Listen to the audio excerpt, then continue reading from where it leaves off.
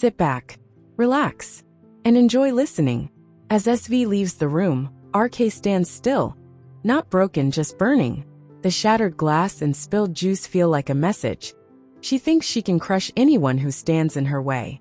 She walks like the world owes her. Like people are just pieces to be moved, bent, or broken. But RK isn't a piece. And he's done watching her play God.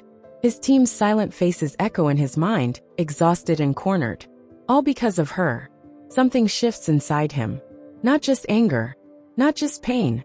Resolve. She may rule with fear, but he refuses to bow. Not for her.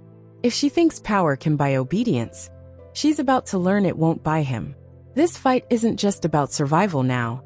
It's about proving that real strength doesn't need cruelty. And he's ready. The next morning arrives. RK arrives, determined but weary. He mutters to himself, I can't let her break me. I need to stay strong for everyone. Heading toward his desk, he notices the office feels wrong. Too quiet. His usually lively team won't even meet his eyes. It's clear something is wrong. Concerned, he walks up to them and asks, What's going on? Jill looks anxious as he replies, RK, there's been a sudden increase in our workload. We have new deadlines, and it's almost impossible to meet them. RK's brows knit together. What? How is that even possible? He asks in disbelief. Member 1 nods with concern. It's true. We have to finish 3 new songs and choreographies by the end of the week. Plus extra rehearsals. It's like someone's trying to break us. The truth hits RK in a flash. He whispers SV. Jill frowns. What? RK quickly recovers. Nothing. We'll get through this, I promise. The day turns into a grueling stretch of nonstop work. As evening settles in, the team is still working, pushing past their limits. RK watches them closely, each exhausted face feeding the weight on his shoulders. Later, member 3 walks up to him worn out. RK, I don't know how much longer we can keep this up. Everyone's exhausted. RK sighs, his voice calm but heavy. I know, but believe me, we can push through this. Member 3 isn't convinced. Are you sure there's nothing else we can do? Maybe talk to someone higher up.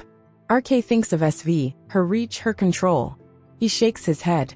No, we just have to push through. The next morning comes with even more pressure. Everyone's movements are slower now, drained. During rehearsal, Jill suddenly collapses. RK is the first to react, rushing forward in panic. Are you okay, Jill?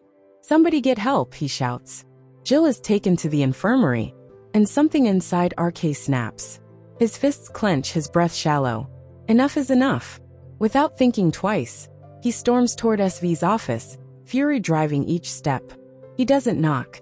He doesn't care. He bursts in. SV looks up, unimpressed. You again? Didn't you learn your lesson to knock the door before entering? RK stands tall, voice shaking with anger. This has to stop. My team can't take this anymore. You're pushing them to the brink. SV doesn't flinch. Her voice is ice. They're your responsibility, RK. Not mine. SV cold, her voice dripping with ice, a faint smirk playing on her lips. They're your responsibility, RK. Not mine. She leans back slightly, savoring his frustration. RK, gritting his teeth, his voice tight with fury. This is about you punishing me through them, isn't it? SV, raising an eyebrow, enjoying his discomfort, her tone smooth and unbothered. What if it is? Actions have consequences, RK. She watches him closely, savoring the control she has over the situation. RK, his voice rising, unable to contain the guilt and injustice burning inside him. I won't let you destroy us. We have limits. His chest tightens as he fights back the fury. This girl, this injustice. It's too much for him to bear. SV leans back, expression unreadable. You should have thought about that before crossing limits. This isn't justice. This is cruelty. RK says, his voice raw. Call it what you want. It doesn't change the reality. SV replies flatly. He shakes his head. I can't let you win. She doesn't blink. You don't have a choice. Now get out of my office. RK turns and walks out, but every step feels heavier than the last. He feels utterly defeated. His team is suffering, and he's failing them. But he knows he can't stop now. That evening, after the team drags themselves out, exhausted and unaware, RK stays behind. The office is quiet. He picks up trash, straightens chairs, the kind of task no one notices, but he's used to it now. SV made sure of it. He's bone tired, but there's no room for rest. Later that night, RK lies in bed, staring at the ceiling. His mind is a storm, voices clashing in his head.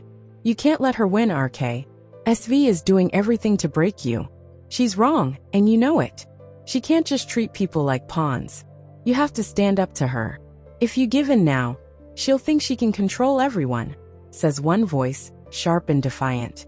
But another voice, softer and heavy, chimes in. But what about your team? They're suffering because of you. They didn't do anything to deserve this. SV is targeting them to get to you. Maybe it's time to swallow your pride and apologize. If it means easing their burden, isn't it worth it? RK whispers into the dark. I don't know what to do. The defiant voice returns, stronger. Think about why you're doing this. SV fired that reporter for no reason other than standing up to her. She slapped him in front of everyone. You're fighting for justice, for what's right. You can't back down now. But the concerned voice doesn't go away. But look at Jill and the others. They're exhausted. They don't know the real SV. How can you keep fighting when it's hurting them so much? RK closes his eyes, voice thick with emotion. I just want to protect them. The defiant voice pushes again. Then protect them by showing SV she can't push everyone around. If you stand firm, maybe others will see the truth. Maybe they'll join you. Or maybe they'll continue to suffer. The concerned voice counters and continues. You saw how Jill collapsed. You're their leader, RK. Sometimes being a leader means making tough choices, even if it means taking a step back. RK sits up, dragging his hands through his hair, frustration etched on his face. I can't let them suffer because of me, he mutters. Don't give up, RK. SV is wrong, and you know it, the defiant voice pleads. But the concerned voice gently reminds him. Apologizing doesn't mean you're giving up. It means you're putting your team first. They need relief, and you can give it to them. He stands up, walks to the window, and stares out at the glowing cityscape. His eyes reflect the weight of the decision. Then with a slow, solemn nod he decides. Tomorrow, I'll go to SV and apologize. I'll make things right for my team. I can't see them suffer anymore. He returns to bed, lying down with a heavy heart but a clear mind. As he closes his eyes, the quiet room fades to black. I'm sorry, everyone. I'll make this right, he whispers into the silence.